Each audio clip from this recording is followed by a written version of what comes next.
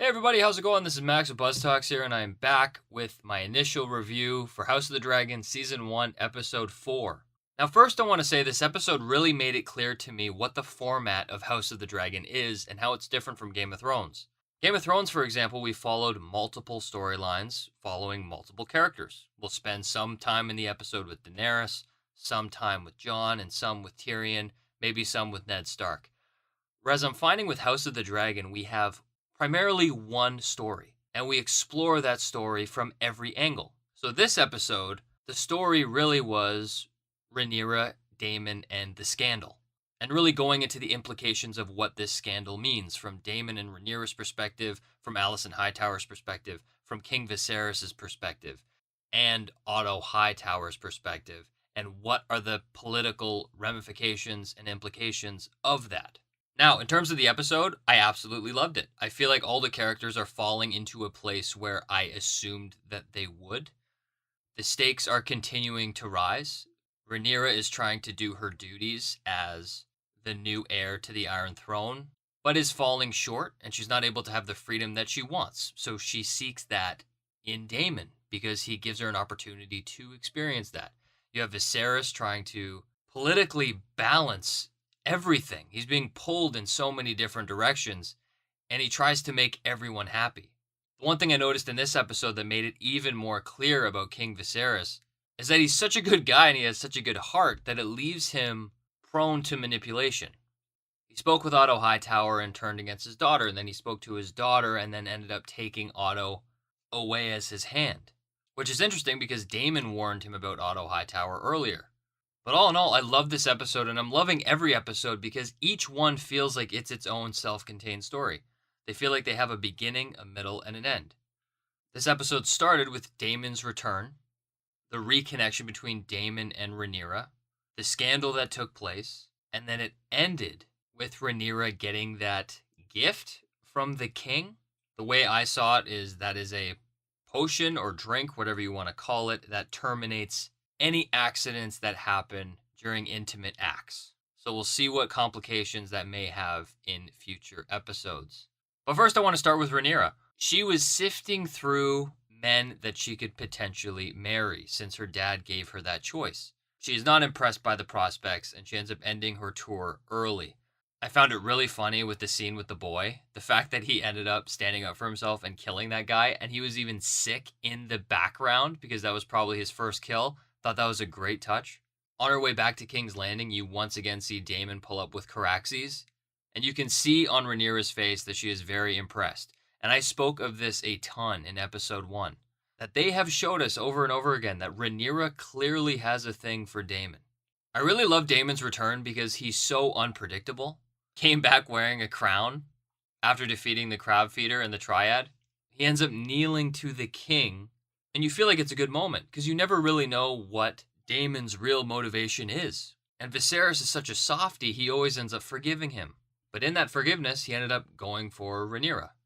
I think it really started with this talk in the gardens.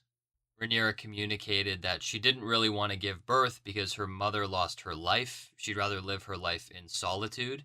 So I feel like Daemon kind of returned the favor, showing her another side of life that she never gets to see, leaving her those clothes to disguise herself and a letter on where to meet him. And you can see throughout the scenes that Daemon keeps looking at Rhaenyra to see her reaction, because she's seeing a lot of things that she would never see before. A good example is the play. She gets to see the people's view of herself as a potential queen, how they feel about Queen Rhaenyra versus King Aegon. It's very different seeing how the people actually feel versus what you've been told by your royal consorts. But Daemon makes sure to show Rhaenyra a good time, and by the end, they almost hooked up. In terms of Daemon's character, I'm torn. He constantly shows that he has empathy, but the duality of his character is he also does things that are reckless because he doesn't care. And in this moment when he's with Rhaenyra, he decides to stop and he leaves. That can be interpreted as him actually having honor, stopping himself, and leaving. But it could also be interpreted as a strict political move to get Rhaenyra to desire him, to get seen in public, to have people talk. He must know that Otto Hightower has spies surrounding Fleabottom. So it could have been a political move as well. But all in all, I think it could have been a mix of both. He straight up lied to King Viserys by default, just by not denying that he slept with his daughter. But Daemon didn't sleep with his daughter. But he doesn't deny it because he likes to get under his skin. It's like what Alicent Hightower was saying to the king. Daemon likes to bring the king down. So I thought that was interesting with Daemon. I feel like he just brings constant chaos, and he's the one who's really pushing the plot forward. But obviously he does have motivations, and him wedding Rhaenyra would very much make strategic sense for him. That's why he thought he'd ask King Viserys with the knife to his throat.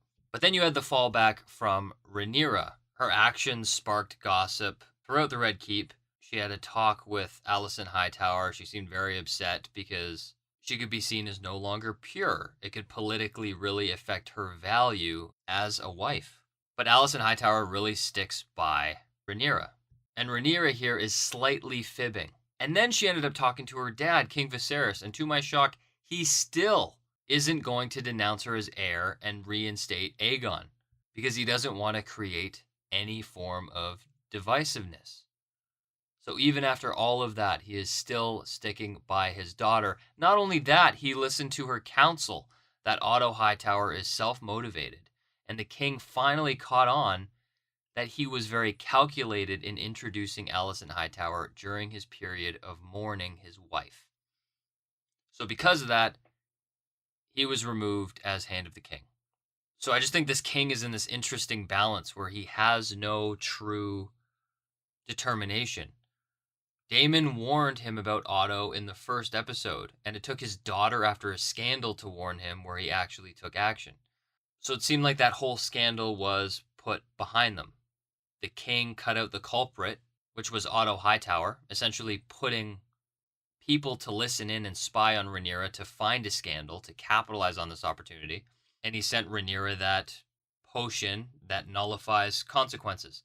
So in terms of the implications of that, we will see. We know that the real secret right now is Rhaenyra is sleeping with the Kingsguard, Criston Cole.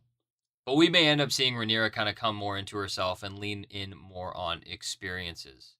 But those are my initial thoughts of this episode. I thought it was really great. Let me know what you think in the comments section down below. But until next time, I'll see you guys later.